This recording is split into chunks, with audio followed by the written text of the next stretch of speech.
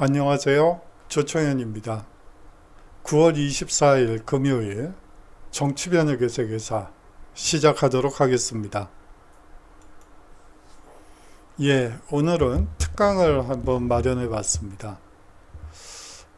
화금 수업이고 주차과제도 있고 그러다 보니까 이 화요일날 노는 날이었기 때문에 이번 주에 주차과제 내기도 좀 그렇고, 그래서 특강으로 한번 꾸며 보도록 하겠습니다. 이 드레피스 사건에 대해서 살펴보는데요. 이 화면에 있는 그림은 이 디장교와 스파이라는 영화에서 이제 호회를 돌리는 신문파리 소년의 모습입니다. 신문파리 소년이라는 말도 참 오래간만에 써보고, 호회라는 표현도 참 오래간만에 들어보는 얘기죠. 한 80년대까지도 이 호회가 제법 많았어요. 민주화운동 할 때도 이 호회들이 많이 돌아다니고 그랬었는데, 원래는 신문이 나오지 않는 날 특별한 사건이 있을 때 그것을 알리기 위해서 호회가 제작되는 경우가 있었어요. 바로 그 호회를 뿌리는 이 신문파리 소년의 모습입니다. 이것은 여명이라는 불어고요. 나는 고발한다. 이 에미졸라가 공화국 대통령에게 보내는 편지라는 뜻입니다. 오늘 강의는요, 이 드레피스 사건과 이 둘로 쪼개진 프랑스라는 주제를 가지고 이념 대결이 되겠죠. 둘로 갈라선 프랑스, 다음으로 유대인 혐오주의, 그리고 이 유대인 혐오주의에 맞서서 이제 시오니즘이라는 또 다른 유대인 우월주의가 또 나타나게 됩니다. 이 드레피스 사건을 계기로 해서 종교와 국가의 분리가 엄격하게 선언되게 되죠. 그리고 최종적으로는 공화파의 승리로 끝나게 됩니다. 오늘 살펴볼 내용은요, 드레피스 사건의 배경과 전개 과정, 그리고 이 드레피스 사건이 프랑스에 미친 영향, 마지막으로 지식인의 사회 참여라는 주제를 가지고 이야기해 보도록 하겠습니다.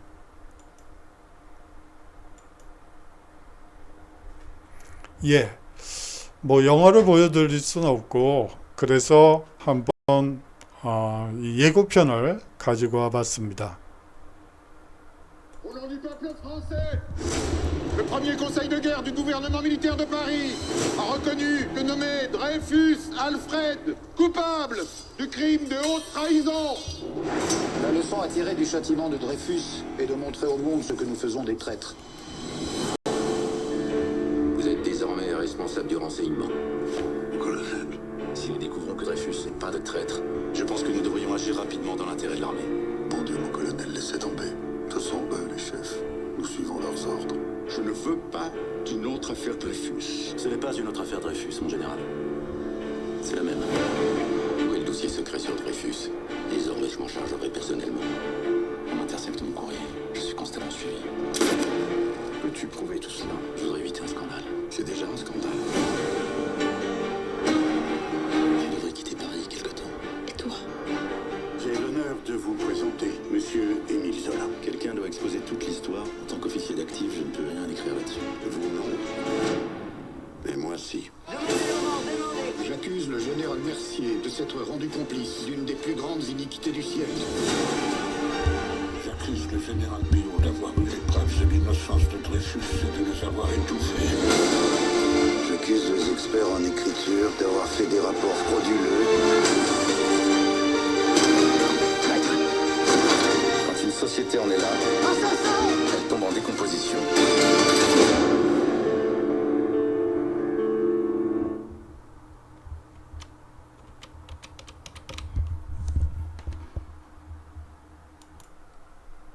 예, 뭐 사실상 죄송합니다. 먼저 사건의 전후 맥락을 먼저 살펴봐야지 될 것 같습니다.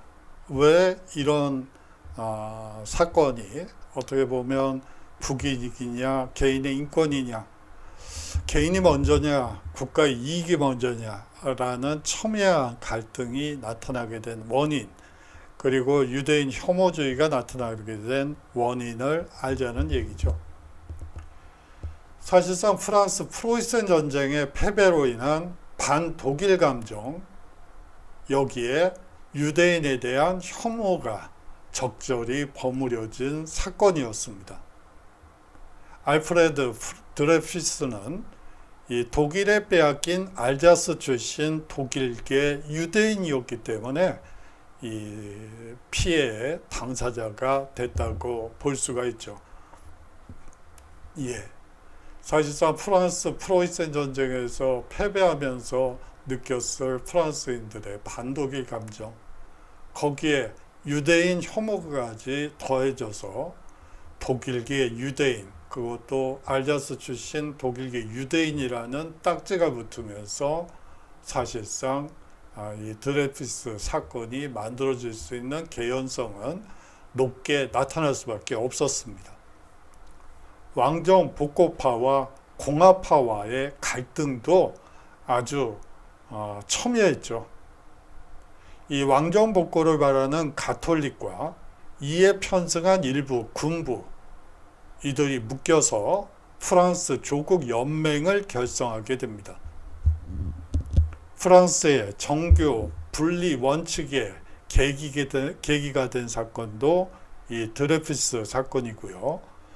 그 여파로 유대인들이 간첩으로 몰리자 테오도르 헤르츠를 중심으로 하느님이 약속했다는 약속의 땅 팔레스타인의 이스라엘을 건국하겠다는 이 시오니즘이 이 시기부터 나오기 시작합니다. 영화 이 디장교와 스파이에서는 이 가톨릭과 왕정 복고파의 활동은 애써 외면한 점이 아주 아쉬웠어요. 이거는 마치 이 영화를 보면 군부가 모든 것을 왜곡한 것으로 얘기를 하고 있지만, 사실은 이 가톨릭과 왕정 복고파들도 이 드레피스 사건에 일정 정도 기여한 면이 많습니다. 어느 날 이 프랑스 주재 독일 대사관 무관 앞으로 온 편지를 청소부가 발견하는데요. 그 문서에는 정보 유출에 관한 문서가 버려져 있었습니다. 발견된 정보 유출 문건에서 발견된 암호명 D에 따라 유택의 장교 알프레드 드레피스의 이름 첫 글자가 암호와 일치한다는 이유로 간첩으로 지목된 것이죠. 유대인에 대한 편견이 드레피스를 간첩으로 몰아갔던 것입니다. 당시 군부는 자신의 실수를 덮으려고 사실을 은폐했습니다. 반유대적인 이 가톨릭 교회와 가톨릭 계열 언론들도 드레피스 사건을 연일시로 유대인에 대한 혐오를 부추겼죠. 그러나 그는 끝까지 자신의 무죄를 외치며 억울함을 호소했습니다. 이 가톨릭계 신문인 라 리브르 파롤은 다음과 같이 얘기를 합니다. 드레피스가 체포된 사실을 맨 처음 특종으로 보도한 신문이 이 가톨릭계 신문인 라 리브르 파롤입니다. 이 신문은요, 1894년 11월 19일자에 다음과 같은 제하에 이 보도를 하게 됩니다. 대역죄인 유대인 장교 체포. 아주 자극적인 글귀로 대역죄, 유대인 장교 체포라는 그 제하로 첫 보도를 하게 됩니다. 특종 기사를 내보낸 거죠. 프랑스는 이 보도를 계기로 해서 극도의 갈등과 분열 양상에 빠지게 됩니다. 예, 이게 이 프랑스 주재 독일 무관하게 전쟁할 땐 그 리스트입니다. 이 사실상 드레피스 사건과 관련된 유일한 증거라고 볼 수가 있죠. 예, 군사재판의 모습입니다.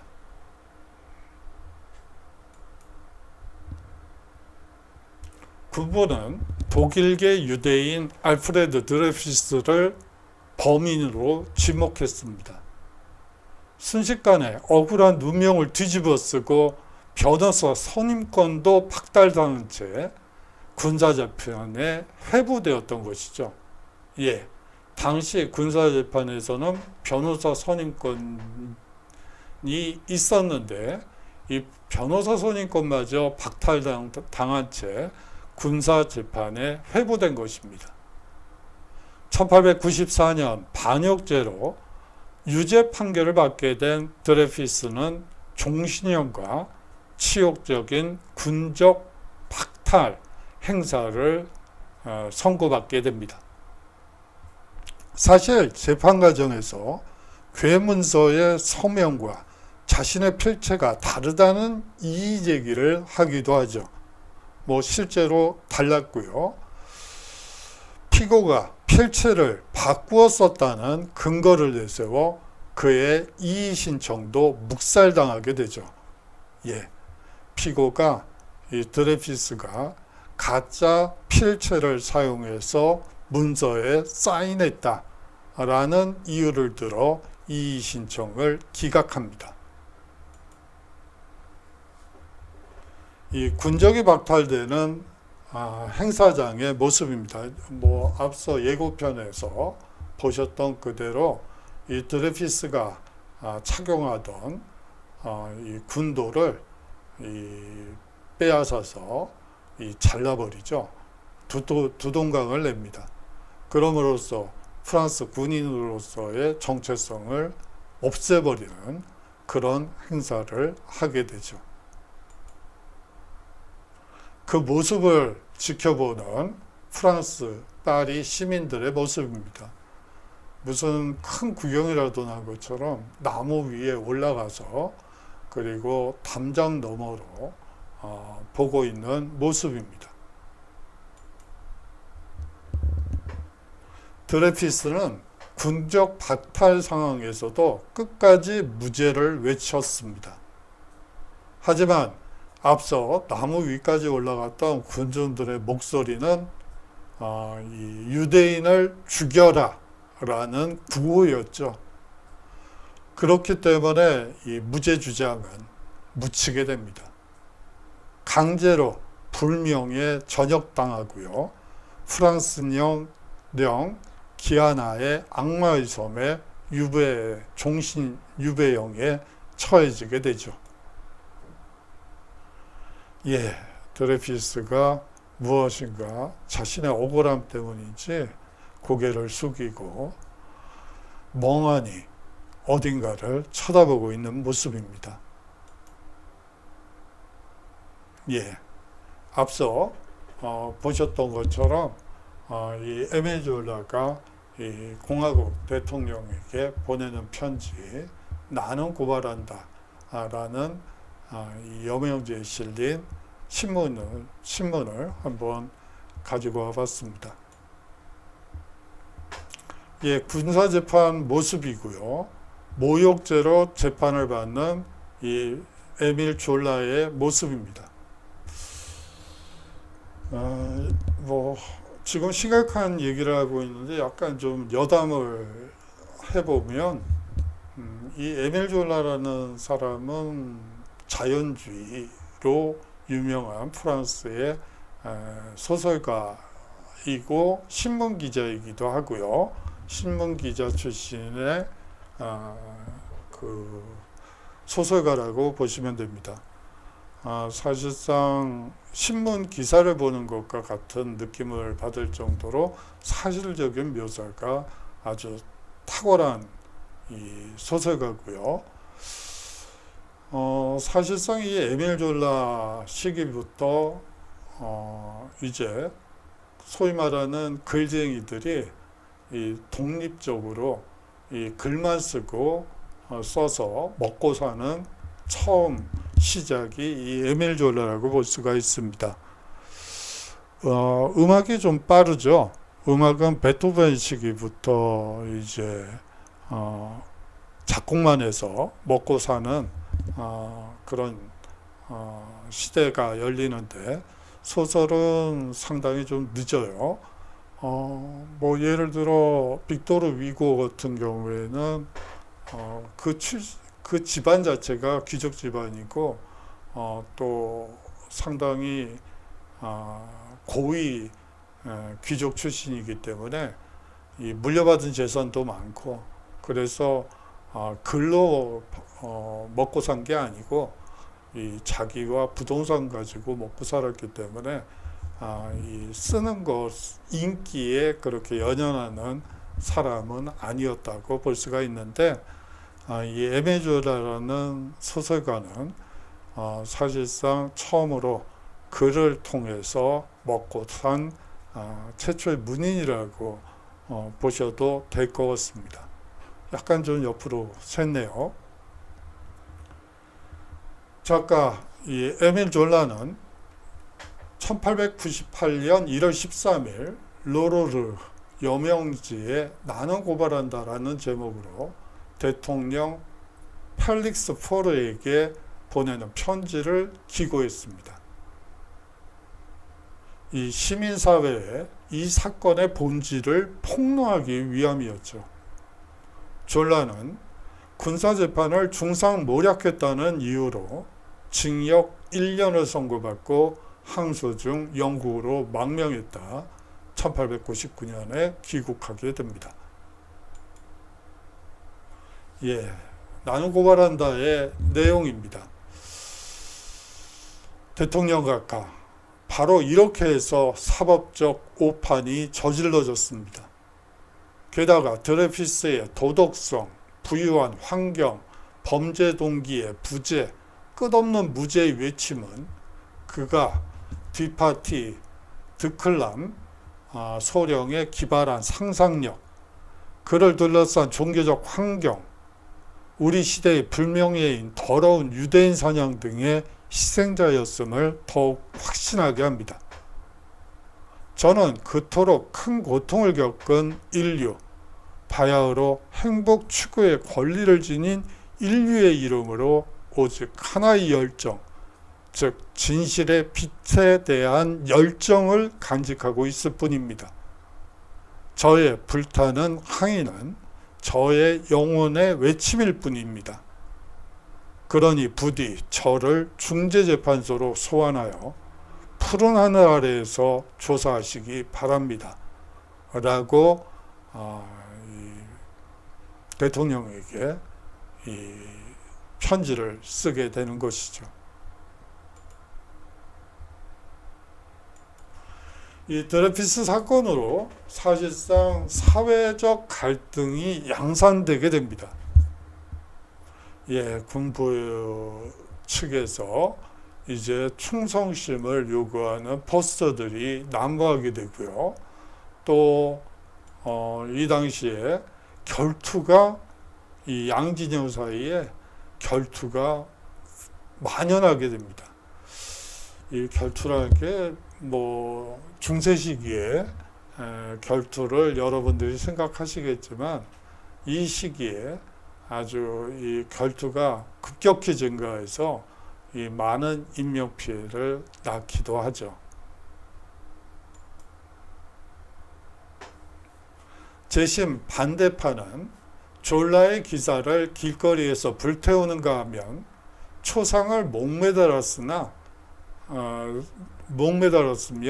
졸라를 죽여라, 유대인을 죽여라, 군대 만세 따위의 구호를 외치며 군중을 선동했습니다.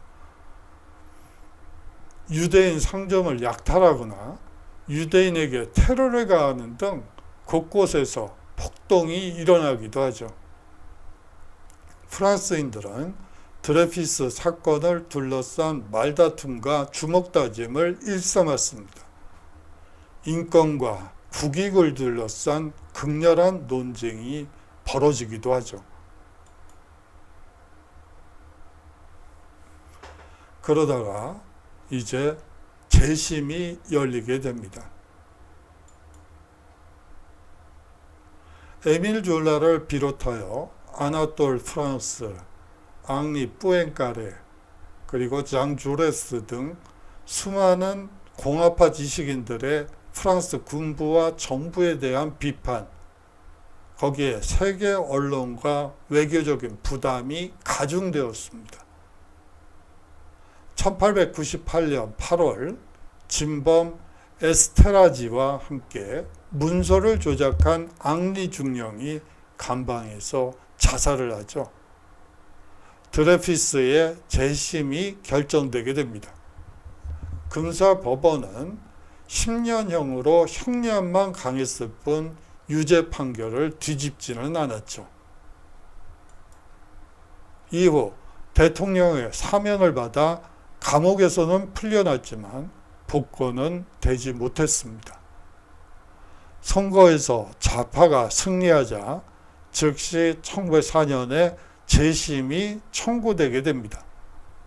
1906년 드레피스의 무죄가 선고되고요. 이 모든 혐의를 받고 복권되어 육군에 복직되게 됩니다. 그 후 소령으로 승진한 뒤에 레지옹 도네르 훈장까지 수여받게 됩니다. 제1차 세계대전에도 참전하고 중령으로 진급한 뒤 퇴역하게 되죠. 1935년 지병으로 사망하게 됩니다. 1905년 이 정교분리법이 통과되게 됩니다. 이 드레피스 사건을 계기로 해서 이 종교와 교회의 분리를 선언하게 된 것이죠. 라이시테, 즉 비종교성, 이거를 어떻게 세속성이라고도 얘기를 하는데 뭐 비종교성이라고 얘기하는 게 여러분들이 이해하기가 더 쉬울 것 같아서 비종교성 원칙이 확립되게 됩니다. 프랑스 공화국에서는 어떠한 종교도 공식 종교로 인정하지 않으며, 다시 말하면 국교는 없고 어떠한 종교에도 경제적 지원을 하지 않고 종교 건물은 공공재산으로 환원하고 종교는 어떠한 정치적 영향력도 행사할 수 없음을 규정했던 것이죠. 이 교황 비오 10세는 사목서한을 통해 프랑스 정교분리법에 관하여 라는 사목서한을 내고요. 공개적으로 이 프랑스의 정교분리법을 강하게 비판합니다. 이후 수년 동안 프랑스와 가톨릭 교회의 관계가 극도로 악화되는 계기가 사실상 드레피스 사건으로 인한 정교분리법 통과였습니다. 서유럽에서 유대인과 비유대인의 구분이 매우 어려웠습니다. 그것도 그럴 것이 뭐 혈연적으로도 사실상 뭐 여러 세대에 걸쳐서 이 결혼이 이루어졌기 때문에 유대인만의 DNA를 갖는다는 것은 근본적으로 어렵고요. 그렇기 때문에 또 문화권 자체, 이 서구권에 이 유대인들이 같이 생활하기 시작한 것도 500년 이상 되었기 때문에 거의 2000년이라고 보면 되겠군요. 2000년 이상 되었기 때문에 사실상 서유럽에서 유대인과 비유대인을 구분한다는 것은 이 복장만 그 특유의 복장이 있거든요. 그것만 유대인이 안 한다면 뭐 유대인인지 비유대인인지는 뭐 거의 알 수가 없습니다. 많은 유대인들이 긴 세월 동안 문화적, 혈연적으로 서유럽에 거의 동화되어 유대인의 정체성을 상실한 상태였죠. 심지어 유대인을 구분하고 차별하는 동유럽 및 러시아인들을 비웃거나 인종차별에 분노하는 분위기가 팽배해 있었습니다. 그런데 유대인이 간첩이라는 소문이 돌자마자 프랑스에서 반유대주의의 광풍이 일어났던 것이죠. 하나의 사건이 그 바다 밑에 심연에 가라앉았던 반유대주의를 끄집어 올린 것이라고 볼 수도 있습니다. 1900년대 초 사건이 일단락되기는 했지만 정계에서는 일부 왕정복고파와 군국주의 세력들이 드레피스가 유죄임을 계속해서 주장했습니다. 심지어 나는 그가 아직도 유죄임을 믿는다는 주장의 논문과 서적도 다수 출간되죠. 국가와 군을 모든 것에 우위에 두는 군국주의 세력, 그리고 왕정복고파의 선동에 휩싸인 대중의 광기를 보여주는 전형적인 사건이라고 볼 수가 있습니다. 실제 재심 판결 전에 드레피스를 지지하던 대학 교수들은 대학교 강단에서 쫓겨나고 정치인들은 선거에서 모조리 낙선하는 등 한때 공화파가 거의 괴멸당하기 직전까지 몰릴 정도로 이 드레피스 사건의 여파는 파장은 상당히 컸죠. 드레피스 사건으로 프랑스에서는 논란이 일자 결투가 급증합니다. 사건 관련자였던 조르주 피카르 이 중령은 물론 진범인 에스테르 하지마저 이 결투를 하게 되죠. 이 프랑스 혁명 이후 인권과 평등을 외치면서 전 유럽에서 유대인에게 관대했던 프랑스가 유대인 전체를 잠재적인 반국가 집단으로 낙인 찍는 행태는 엄청난 후폭풍을 이야기합니다.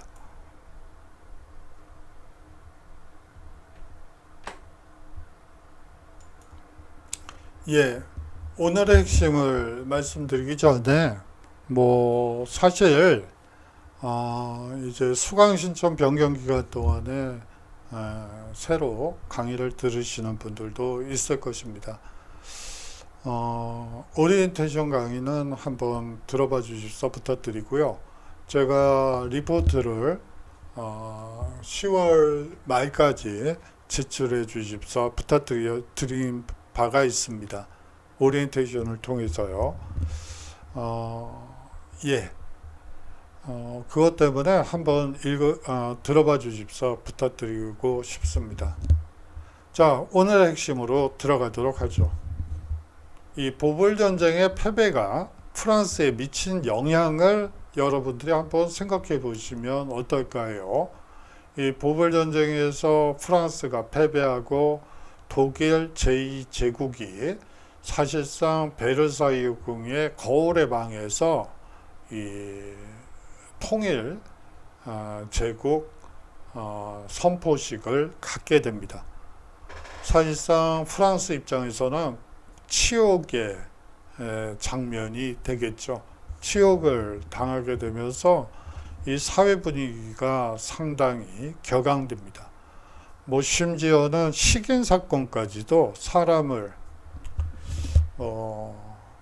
좀 그렇지만 사람의 이 피부를 살을 먹는 이 식인 사건까지도 벌어지게 되죠. 이 사회가 극도로 이 절망적인 상황에 빠졌을 때 이 나타나는 현상 중에 하나가 아닐까 그런 느낌이 들어요. 예, 뭐 그렇습니다. 뭐 그런 얘기를 여기서 뭐 자세하게 얘기할 필요는 없을 것 같네요.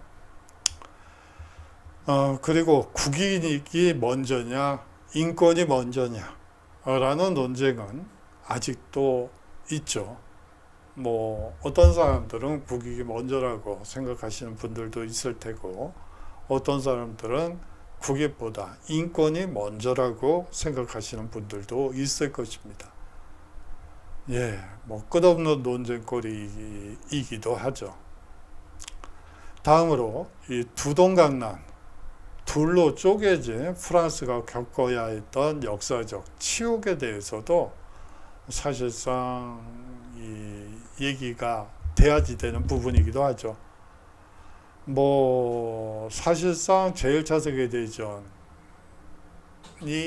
발발하고 뭐 제2차 세계대전 뭐 이런 경험을 통해서 사실은 프랑스는 이 양진영 좌와 우의 극한 대립이 결국은 적이 쳐들어오는데도 뭐 계속 이 어떻게 보면 우리식으로 하자면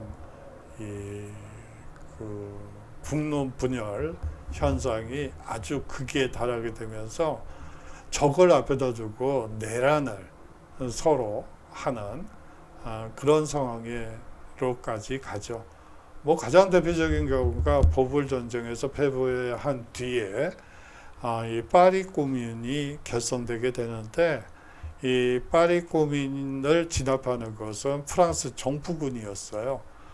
이 독일군이 이제 뒤에서 구경을 하고 프랑스가 내전을 벌이는 것을 관전을 하죠. 참 적 앞에서 온갖 짓을 다 하죠.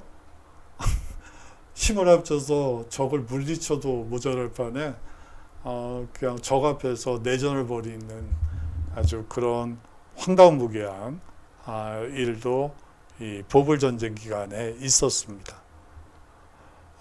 이러한 이 것들이 이 드레피스 사건의 가장 큰 배경 중에 하나가 아닐까 하는 생각도 들었습니다. 예, 극한 대립은 여하튼 피하는 게 좋겠죠. 다음으로 반유대주의와 시오니즘에 대해서도 여러분들이 한번 생각을 해보시는 게 어떨까 싶네요. 반유대주의는 이제 뭐 히틀러로 넘어가서는 아주 인종 학살로 홀로코스트라고 하는 인종 학살로 넘어서게 되죠. 아주 크게 치닫게 되고요. 이 시오니즘이란 건 앞서 얘기한 것처럼 이 유대인들의 약속의 땅인 팔레스타인에 이 이스라엘국을 건국하겠다라는 운동입니다. 어떻게 보면 유대인들이 이 만들어낸 거라고 볼 수가 있겠죠. 예, 이 사실상 제1차 세계대전으로 넘어가는 그 무렵에 프랑스의 상황을 한번 살펴보는 드레피스를 통해서 그 시대의 분위기를 한번 살펴보는 시간을 마련해 봤습니다. 예, 장시간 동안 수업 들어줘서 감사하고요. 다음 주에 그 화요일 날 건강한 모습으로 인사드리도록 하겠습니다. 안녕히 계십시오.